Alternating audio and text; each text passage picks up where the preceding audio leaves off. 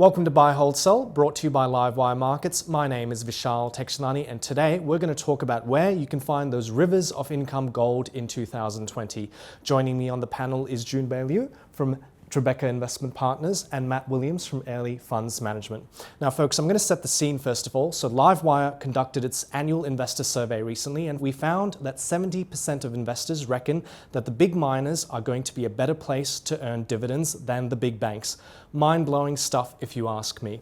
Junbei, what do you reckon? Big miners for dividends? Oh, absolutely. We've already seen the quarterly report and that's been pretty good. And we expect the reporting season will see big dividends coming through. But comparing to the banks, I think the bank's dividend looks okay too. It's just the earnings growth is a little bit challenged for the short term. Okay, and what's your pick of the bunch from the mining companies for income? I like BHP and I think it's well diversified and it gives a good capital return possibility. And I think with Rio it's not too bad either. But my favorite at this point is actually Fortescue. Okay. Matt, turning to you, do you agree with that view? Junbei sounds quite bullish. Yeah, look, I do agree in the short term about the gushing of dividends I think we'll get from the resource companies. They've shown over the recent times much more discipline around capital allocation, and the balance sheets are in great shape. And look, it doesn't hurt that the iron ore price has held up, much higher than most analysts had forecast. Held up higher for longer. So I think it's going to be a great short-term dividend time. But I guess banking on a long-term strategy of a dividend stream from the resources is a bit dangerous. I think back solving for a dividend income, a level of dividend income into then a company, I think is the wrong way around. I think you look for good companies, be they resources or banks, and you hold them and hope you get dividend growth. But as long as they're good companies and grow, then over time you should, through the volatility, you should do fine. Okay, so it's a short-term play then? Absolutely. I think resources, if suddenly iron ore was $60 US a tonne instead of the 90 odd it is now, then those dividends are going to be under pressure very quickly. Okay. And do you have a top pick for potentially sustainable or the dividends that would be least affected in the sector? Yeah, look, I like Junbei, I like BHP for its diversification really in that sense.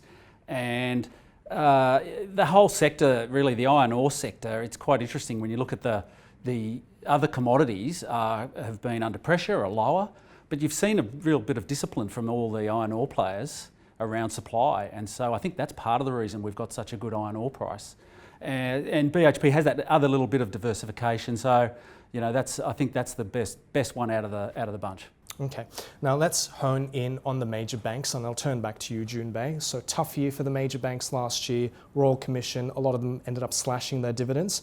Going to 2020, is there value? Are you bullish or bearish on the sector? Can I go neutral? Look, I think the sector itself, it's significantly underperformed the market, and what it offers at this point, the dividend itself, actually make them look pretty attractive relative to the market. Interest rates are going lower around the world. Where are you going to get those yields? Yes, earnings growth is going to be very challenging, but at least their capital position looks quite reasonable at this point, given the changes, given the capital raising. So I think the major banks look quite reasonable at this point. Now, CBA has outperformed significantly. Now, I understand why it outperformed, because better capital position, more defensive, but it does make other banks look very cheap with very high yield on offer. So on these bases, I think that actually looks quite reasonable. Okay, and what's your top bank pick for income then? For income, look, at this point, I actually want to pick NAB and ANZ. I think both of them look good value, very high yield, and the capital position look pretty strong. Okay. Matt, what do you reckon? If I could say ditto, can I say that? Because I think Junbei's hit the nail on the head. I think they've had the worst of times, the banks, but you can see CBA has laid the groundwork. You can see what happens when they come out the other side. I mean, CBA has had quite a remarkable performance at nearly $85 now, the shares. So CBA, you can see what can happen with just a bit of clear air, a new management at the top. And so for that reason, I'm going to go really against the grain and pick Westpac I think it is right in the firestorm at the moment. Pardon that pun right now, but it's poised for when it comes out to have much better improved performance. But we've got a bit of time to go. New CEO, new chairman. The new chairman's been picked, Sure. but the new CEO hasn't yet. So, but I think I prefer the big banks, the CBA and the Westpac. I think their scale, as things are tougher, I think you need that scale you've got more levers at your disposal to invest, etc. So hence Westpac's my pick. Okay, so am I correct in understanding that you're neutral on banks this year and overweight resources? Would that be fair? No, I'm moving a bit higher in banks, but that's still underweight. But that could change as we go forward. Okay, and how are you positioned sector-wise, Jun Bei? Oh, I'm probably more towards the neutral space. I think the sector looks pretty good, and in a portfolio you do need income, and they provide pretty good income together with the resource sector as well. Okay, all right, diggers and lenders aside, let's talk about your top income play for 2020. What's that one income stock you want to own? Wow, okay, that's actually very interesting. I never thought I'd say this. I think Telstra at this point looks very interesting. Yeah. Look, over the years, it is a company, over the years, investors just shun this stock because earnings continuously going backwards and because of the NBN and all the changes. Now, it does seem like the competition, the big driver of this company has been the mobile space, where the future value that, investors have subscribed future value. And that space seems to be more rationality in that space. The three key competitors all put up their prices, and that does seem to be a turning point for a company such as Telstra. And then aside from earnings side, which we may have find some sort of rationality and bottoming, we also have this catalyst of potentially spinning out this infrastructure side of business, and that could be very value accretive. So on these bases, it's not expensive. Earnings possibly have found some sort of base, and then with a positive catalyst to come through, I think that looks pretty good for now. Okay, fan of Telstra. Matt, what about you? What's your income rabbit out of the hat?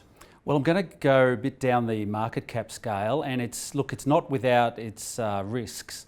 But there's a company called Smart Group that's involved in car novated leasing and salary packaging, and it had a year to forget last year. Some through its own fault, and some through market forces. But the fact is the company has a pretty good position in its market. It's debt-free. It paid a special dividend last year.